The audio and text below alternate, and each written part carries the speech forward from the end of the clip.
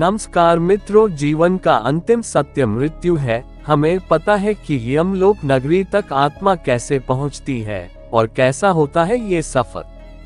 आइए आज हम आपके साथ मृत्यु के बाद आत्मा का सफर से जुड़ी कुछ रोचक बातें साझा करते हैं।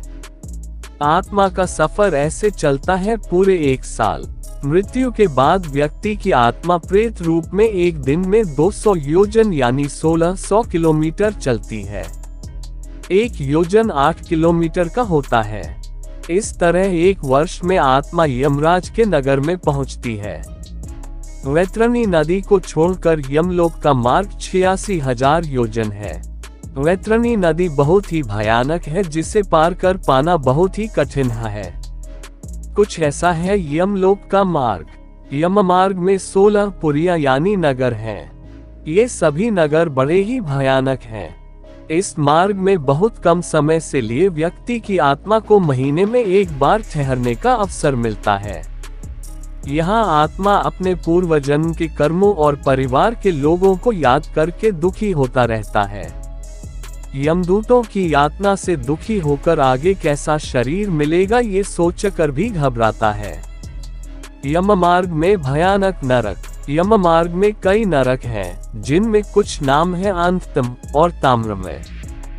अंततम कीचड़ और जोंक से भरा है, जबकि ताम्रमय तपे हुए तांबे जैसे गर्म है।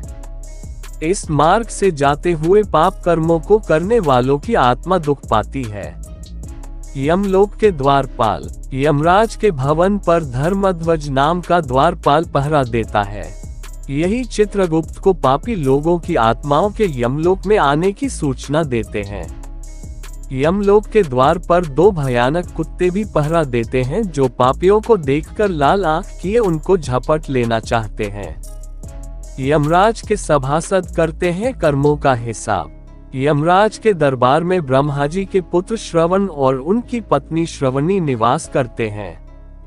श्रवण पुरुषों के सभी कर्मों का लेखा रखते हैं।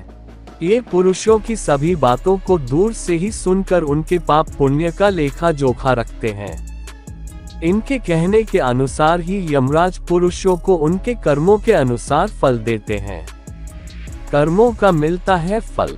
श्रवण की पत्नी स्त्रियों के पाप पुण्य को यमराज से बताते हैं। इनकी बातों और सलाह के आधार पर यमराज महिलाओं को उनके कर्मों का फल प्रदान करते हैं। सूर्य, चंद्र, जल, आकाश, मन, दिन रात और धर्म मनुष्य के कर्मों को जानते हैं। यमराज व्यक्ति के कर्मों का हिसाब करते समय इन्हें भी गवाही के लिए बुलाते हैं। मिलता है नया शरीर। कई ऋषि और अश्वमेध यज्ञ के फल से उत्तम लोक में गए राजागण भी यमराज के दरबार में सलाहकार होते हैं। सभी से विचार और सलाह लेने के बाद यमराज व्यक्ति को दंड और उसके अगले शरीर के बारे में विचार करते हैं। अपने कर्मों का फल भोग कर प्राणी को फिर से बचे हुए कर्मों का फल भोगने के लिए नया शरीर मिलता है।